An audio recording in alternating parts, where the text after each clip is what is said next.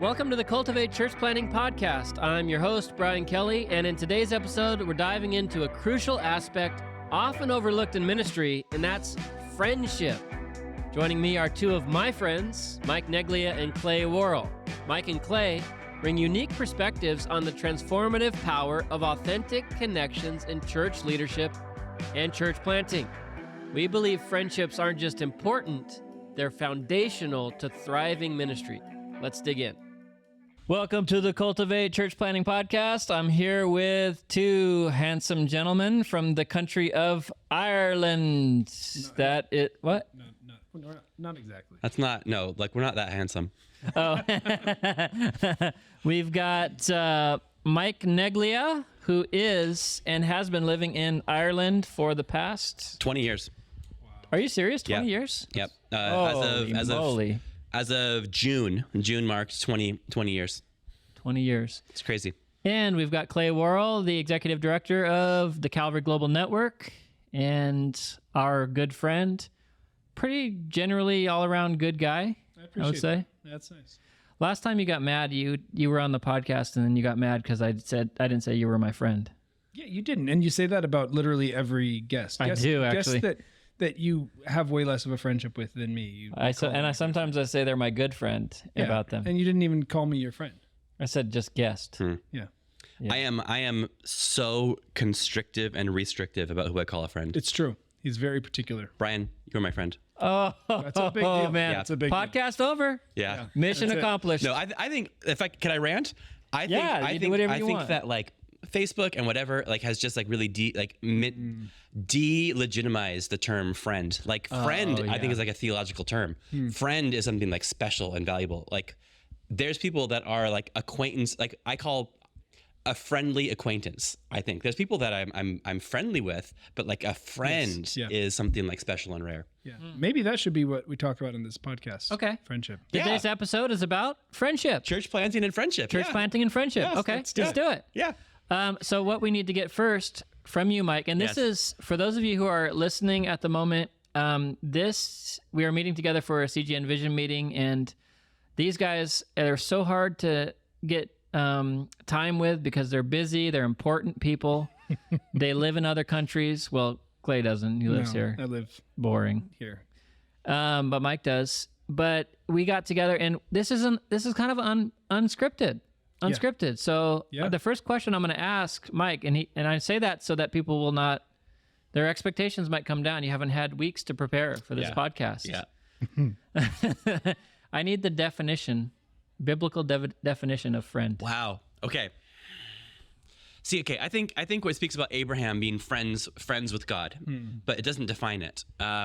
Jesus said that he called the disciples friends, but he doesn't define it. Oh. So, but you can kind of see the relationship, I guess, between Jesus and his disciples as sort of a definition by relationship. Okay, yes and no. Like, I think friendship with Jesus, he says, like, you're my friends, and I'm paraphrasing, but you're my friends if you do everything I ask you to do. And that is maybe part of what it means to be friends with God, but not necessarily Friends with one another. friends with one another is, I think friendship opens up a relationship where you can actually ask somebody to do something. Yeah.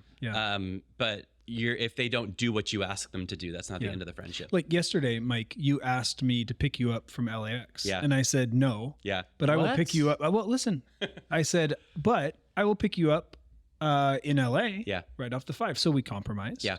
You got an Uber to near Interstate 5 and I picked you up. Yeah, you did. Bro, this is a personal rant of mine about LAX and Uber. You got to take a bus to get an Uber. No. But Not if you do Uber Black. Is that what you did? Yeah, I did. Oh. I did. Because my phone Man, doesn't... Ireland's been treating you good. No. Just kidding. Let's talk about some mission support for Mike Neglia. No, because To support Mike. in order to because you have to take a taxi, take a bus to the taxi rank to do that. And I've done that before, and there's no Wi-Fi, and so I can't use the app to do so. So I've actually you done have that to do before to save money, and then I couldn't, and then I had to actually just get a regular old taxi, which is just It ends up being way more. yes. Yeah. So the convenience of getting an Uber Black right outside the gates, I feel like if you had a good friend, if you have a friend, he's going to pick you up on the 5. If you have a good friend, he's coming right into where the Uber Black. Well, listen, Are you not as good a friend as Uber Black? I am a very good friend, but I'm also a good father. Yeah. And I had my children in the car. And okay, when priorities. we were driving home from Bakersfield, visiting some friends up there, and just going through the circle in LAX is an hour. It's an hour. Yeah. So I do not personally like LAX I hate airport. It's the worst. But so friendship, I think.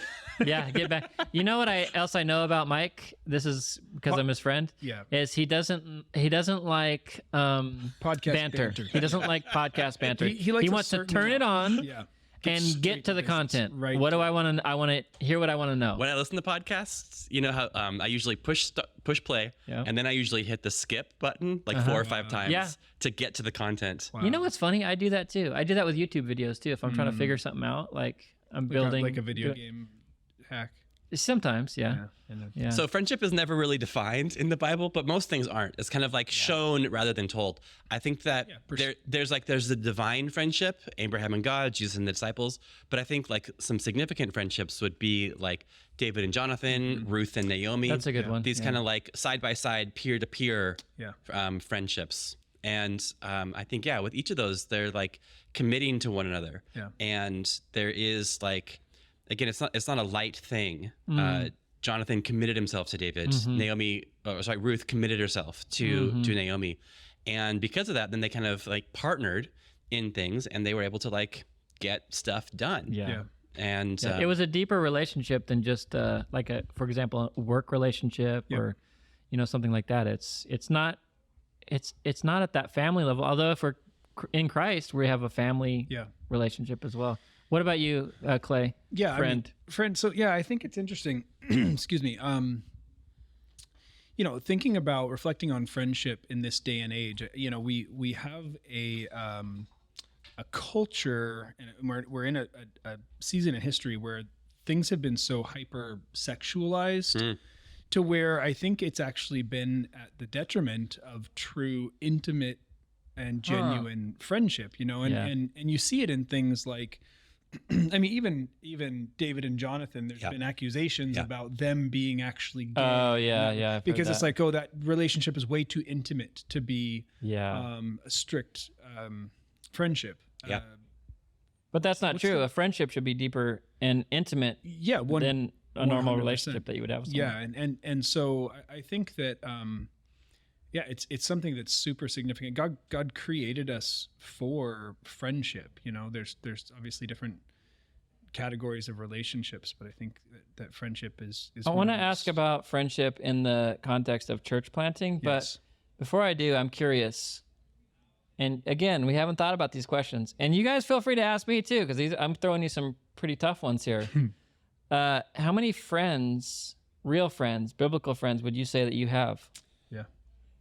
I think I'm a very wealthy man because I think I have about half a dozen real friends. Wow. And I wouldn't think that would be, I would think there would be more, but you're talking about a deep level. Yeah, I think define when it comes that level of friends. Yeah, I think like deep. I don't think I'm on that list.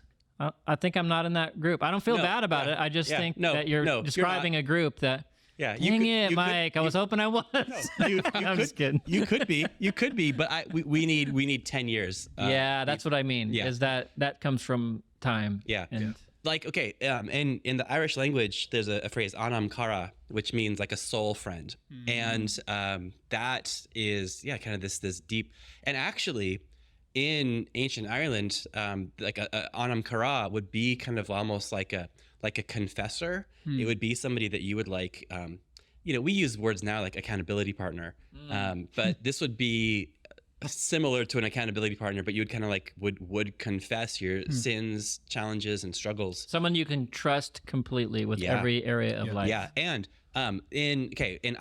Patrick's writings, he talked about a very, very deep betrayal that he had, because he had a person that he confessed his sins to, and then later on, In his writings, he never talks about what the sin was, and everyone speculates on this and that. But like his reputation was really challenged because like his former Anam Kara shared his struggles or sins with other people.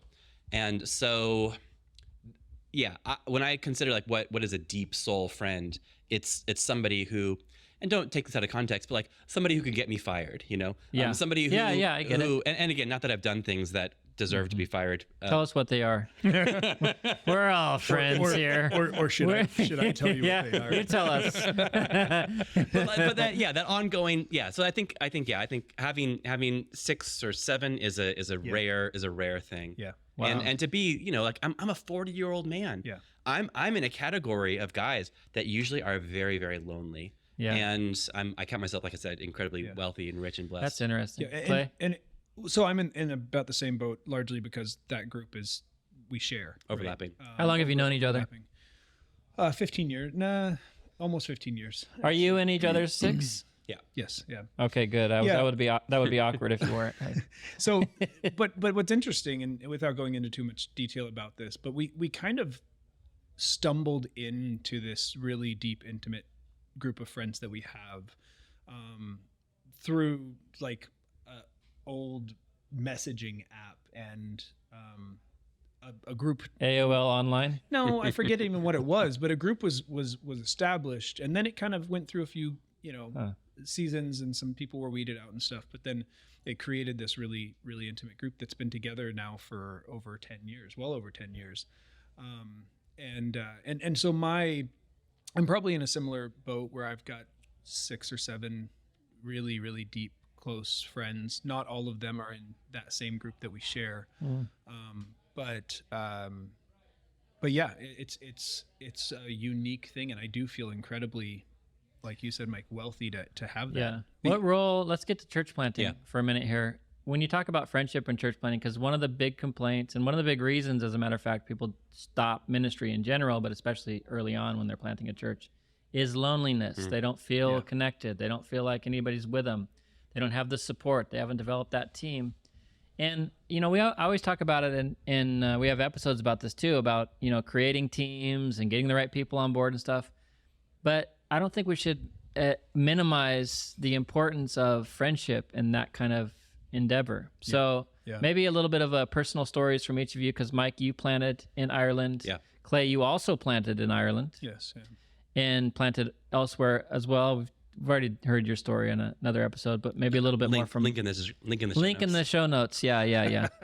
And but maybe talk about how important it was, or that if you didn't have this, for example, what you missed by not having that kind of friendship when you were planting in that context.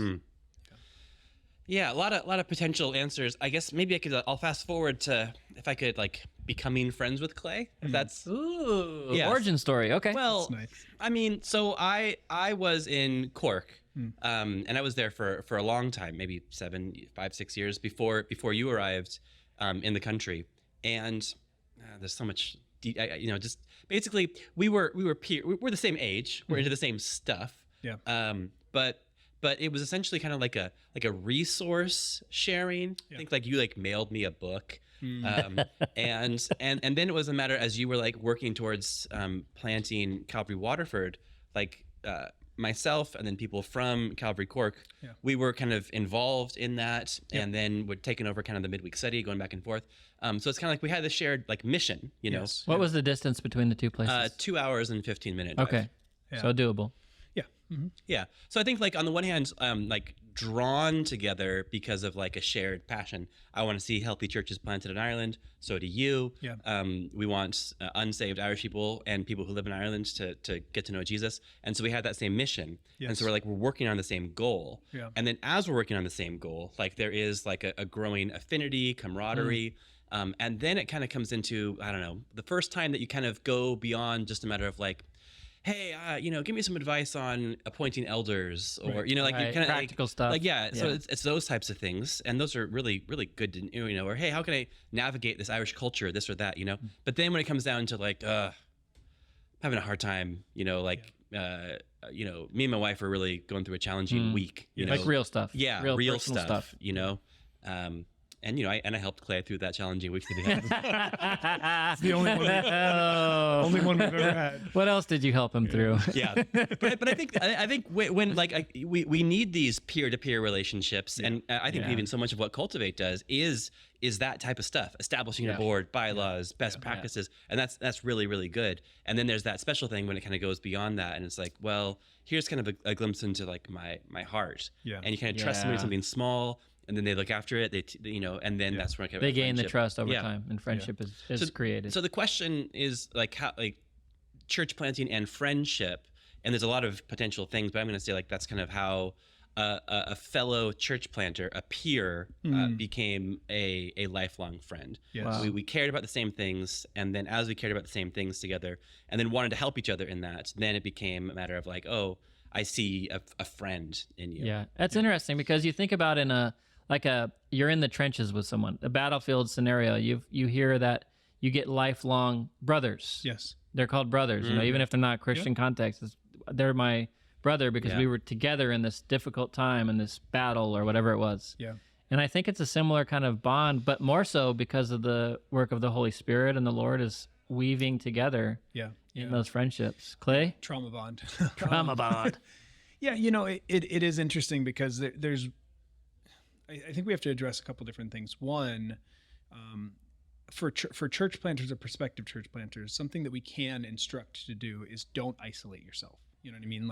Have community and camaraderie and seek relationships that you can seek wisdom from. You're saying even if they don't have that friend we're talking about. And the reason I say that is because you can't just go out and say, hey, go get a good friend. Yeah. You can't can't just go get a good friend. Like Cultivate program will provide you this, that, and a good friend. Yeah. A deep friendship like what we're talking about is something that can only happen, like he said to you earlier, that's not even a joke. It's something that can only happen over a significant amount of time, and it's a progressive thing, right? And so I think the instruction or the advice would be, find people that you can seek wisdom from, that you can begin to build relationship with, that you can connect with, and then start the work of seeking to build friendship. And that's something that has to happen progressively. Like Mike said, you start with vulnerability on some level or another. And the truth is building true and deep friendship is one of the scariest things you can do because you're vulnerable. And vulnerability is very, very difficult for me. And I think probably for most men at least, and maybe that's over stereotyping, but it's I think scary. It's valid though. Yeah, I mean, just that you look at it. And honestly, I think it's probably difficult for people in general, women as well, because you're exposing yourself in a way to where you can be harmed by that person. That's probably my best definition of vulnerability is I'm showing you something that you can use against me and actually hurt me, Yeah, and has happened before. And a lot of people are gun shy when it comes to friendship because they've had that. Well, and I think that's one of the reasons that pastors specifically find themselves so isolated and lonely, because part of the job description when you're pastoring and church planting and leading a church is you are going to be betrayed. It's a guaranteed. You know what I mean? It happened to the best of them. It happens to all of us, at some point and on some level and ultimately deeply. And so I just want to point out, you said it happened to the best of them. And then you say it happens to the best of us. Did I say that? Yeah. What does that mean? Help us psychoanalyze us, Mike. I said it happens to all of us. No, that means that you consider yourself you're the in best. the group of people. I want to playback immediate. Yeah. Video. Yeah, have you seen those commercials where they throw the red flag and they can look at what they actually show said? Playback. I said it happens to all of us. It happens to all of us? I think so. All of the best of us. I said it happens to the best of them, and you said it happens to the best of us. No, I said it happens to all of us. Yeah. I thought what you were saying is that I've never had that happen, so I wouldn't know, and then he has had it happen. Oh, maybe no. that's kind of. No, it's happened. You were pointing out that his pride, because you know him, he's your friend. His confidence. It's a thing. We all heard it. Well, in regards, with on the idea of pastors being lonely, church planters being lonely, especially those that parachute into someplace. Yeah. It's a dangerous game you're playing when you parachute in by yourself into a place. I mean, it happens. It's been done. Yeah. Didn't you do that? Yes. Okay. And thank God for providing Mike. Yeah. And so I think if you're parachuting in somewhere, I think that the place to look for meaningful connection and friendship, like, and this might be controversial, but it shouldn't be amongst the first people who come to your church. Right. It should be amongst peers. And then if that is other people in your church network that are in like the next city over, or if you have a relationship or you're building a relationship, not of adversarial or competition with the other local churches, which you shouldn't do. Territorial kind of thing. Yeah.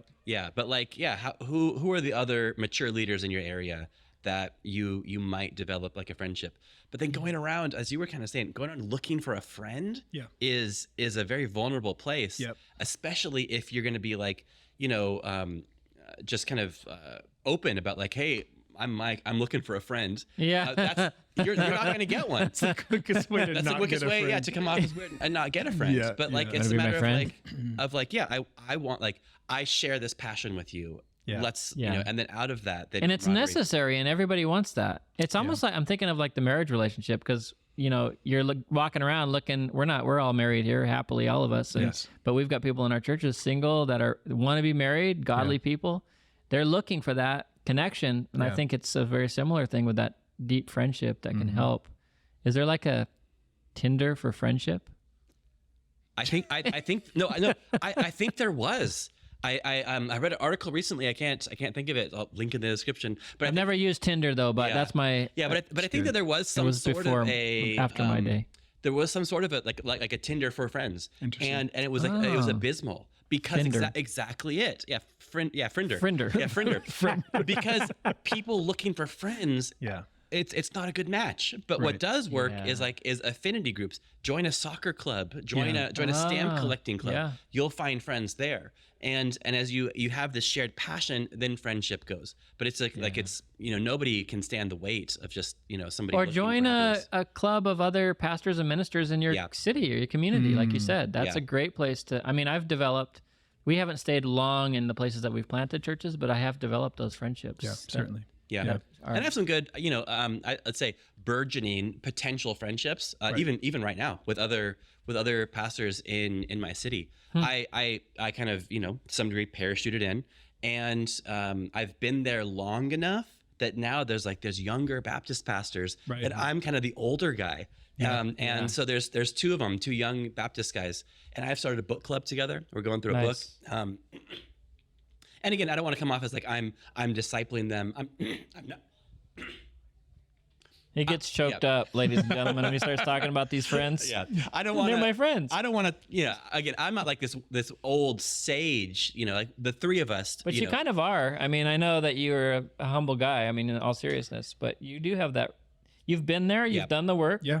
You have especially with the Expositors Collective and all that stuff that we said we weren't going to talk about, but you do have that. You have that ability, and I think it's good. I think we should all. But I want to help them, but they're helping me. And as it's like three Mutual. leaders, we're together once a month. We talk about a book chapter, and then it's something good. I think it's good to note, what we've alluded to several times, that there are different types of friendships, different levels of friendships, and that is totally okay. So you asked us how many friends we have, and we've got a certain group of like deepest brotherhood, first person you call when something tragic happens in Very your life, few. friends. That's a smaller group. But then I've got a much larger group, a somewhat larger group of people that are genuine friends. Am I in that group? You are in that Okay, group. good. Yeah, And that was a risky question. I didn't know the answer. No, and our friendship. In fact, Brian, you and I had a moment when we were in Florida together at that coffee shop where we're talking about our friendships and first impressions. And you told me, I remember that. Yeah, you didn't like me at first. You thought I was suck up or something like that. I told someone that story the other day. Yeah, and You I shouldn't have asked. Well, no, I'm going to give some background to that. He said he looked me into my eyes and said, "What did you think about me when you first saw me?" Say whatever you thought. I can take it. I can take, and I could take it. And I said I didn't like you. I was glad to know. Yeah. Well, My wife says to know Clay is to love him, because people either anyway. It's not an uncommon first impression with me, but I'm a nice guy. I really do love you now. Yeah. So like our friendship is developing though, and I really appreciate that, and it's a genuine friendship, And then there's a level of like acquaintance, and that's not a bad thing. People who I'm very friendly with, who I'm happy to see them when we're together, but I'm not necessarily going to call to chat. Like there's some people who I'm on a long drive and bored who I'll just call, and I'm not a caller. I don't do that. No matter for close friends. You made that clear to me at one point. You actually said, don't call me. Yep. Yeah. But anyway, that's do you, sorry, this is off the subject, but when I text you, if someone texts you, do you call them back? No. Okay. No, generally I don't. All right. You've texted me and I text you back. Good. But you don't call back? No. Okay. Not unless there's something significant to talk about. So last thing is there's all of those in like the realm of peer relationship. And then what Mike was talking about, I think there's also that mentorship type of friendship. Yeah. And I think that should be considered friendship, because if you're mentoring somebody, I've got a small handful of guys that I mentor that are, 10 years or so younger than me.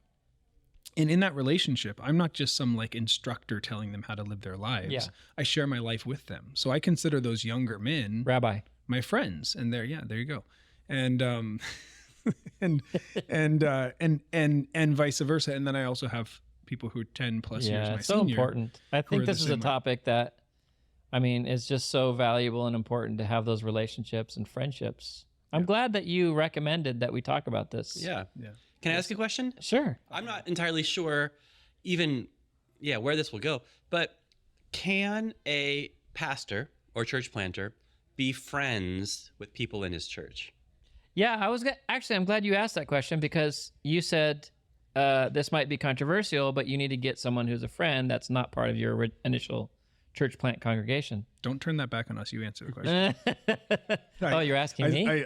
My my personal opinion in my experience is yes, that I've had very close and personal friendships with people in the church. And I think now I guess the real question is at what level of friendship do you have? Because there's you have those 6 guys, or someone has those 2 guys. I would say probably average 1, 2, 3 guys that you have that really you can just bear all. Yeah, I think the average is probably 0, to be honest. Well, or probably point something. Yeah, I don't think the average. It wouldn't be 0. Yeah, it would be probably point. But let's say 0.5. Sorry, a lot of people have none. A lot of people have none. Yeah, that's true. So I don't think that.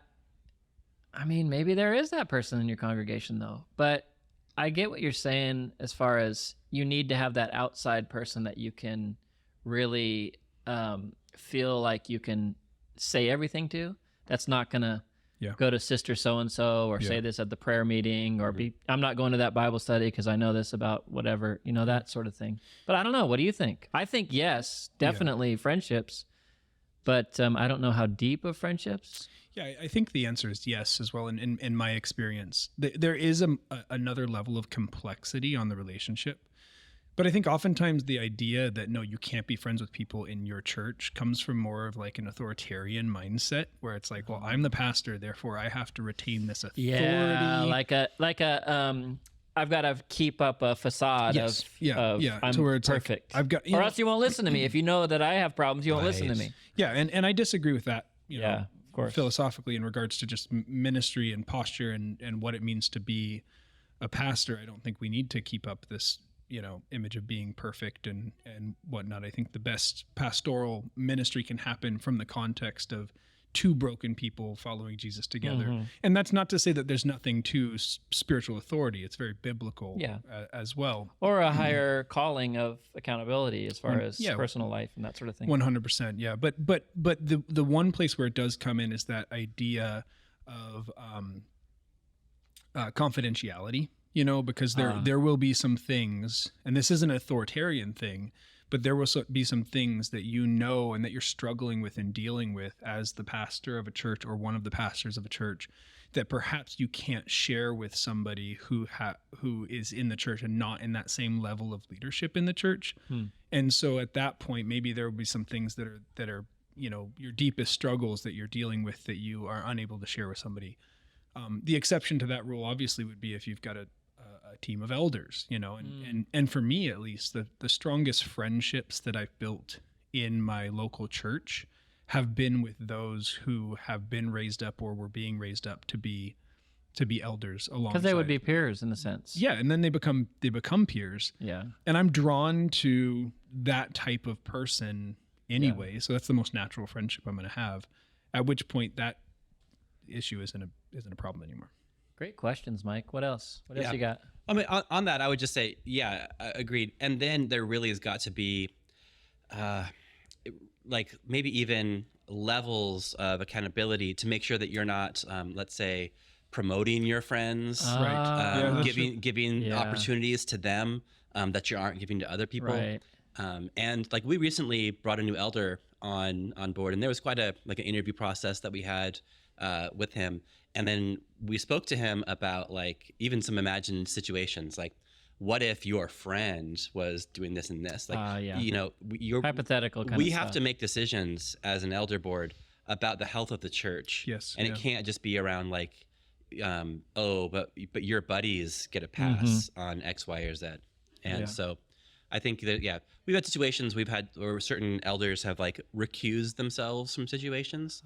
Because they couldn't be unbiased or something? Yeah, they felt they couldn't be unbiased, or it's a relative of them. And so someone's been recused from this so that they're not influencing this, to make sure that, again, their friend gets better treatment or whatever. So interesting stuff. Man, this is good. It is. And there's complications. And I understand the temptation of just being like, fine, whatever.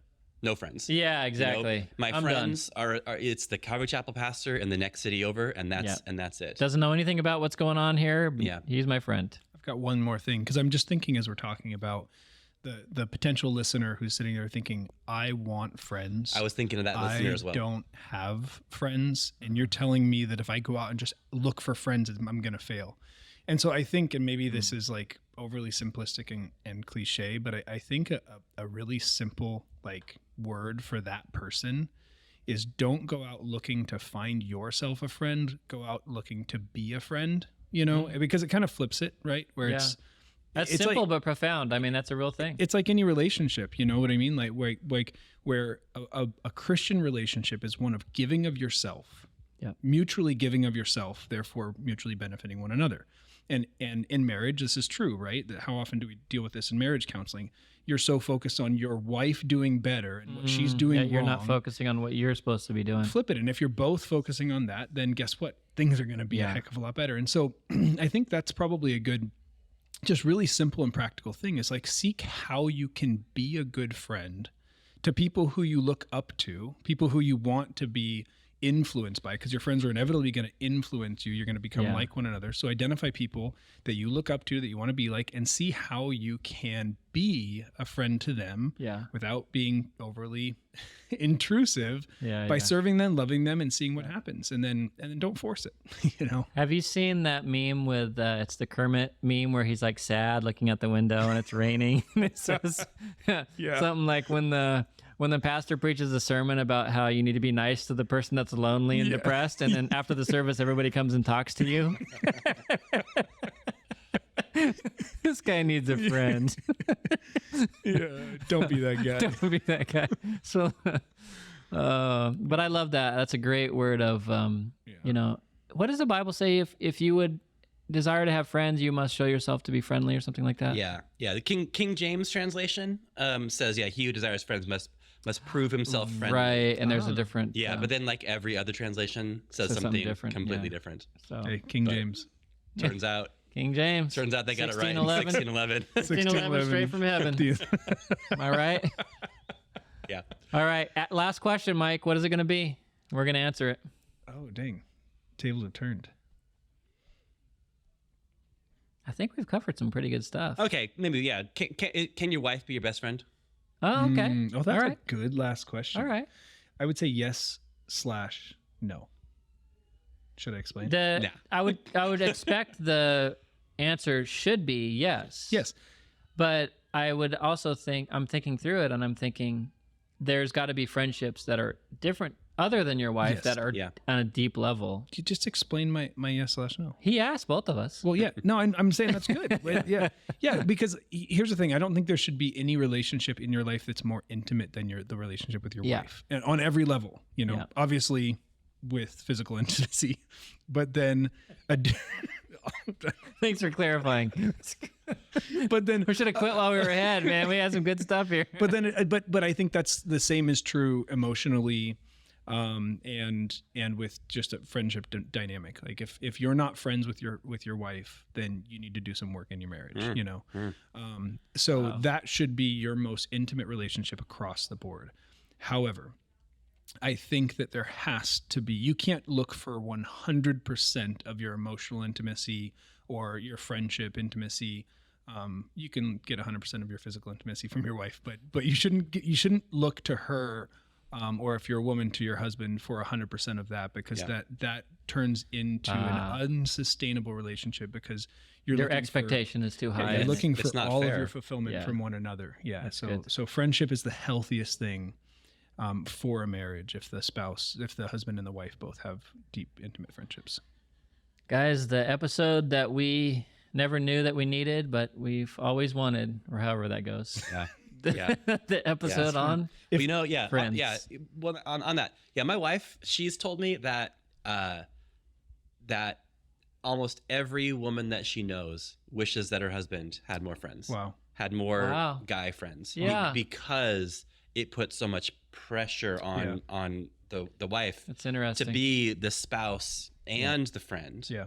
And so Rachel is thankful and glad that I have. So a message to all those wives out there: when we want to go out with the boys, and have a good time, let us go. Yeah, you'll be sad if you don't. Yeah. On that note, Oh man, it's been great. It's been great having you guys. Did you want to say one more thing, Yeah, Mike? guys, Do it. go plant a church with your friends. Go plant the church with your friends. Amen. That's a great one. So thanks for being on the show, guys. Yeah, thank you. It's been fun. Hey, thanks for joining us today at the Cultivate Church Planting Podcast. For more information on church planting or to get involved with the Cultivate program, visit cultivatechurchplanting.com. You can also find us on social media and YouTube at Cultivate Church Planting. We'll see you next time.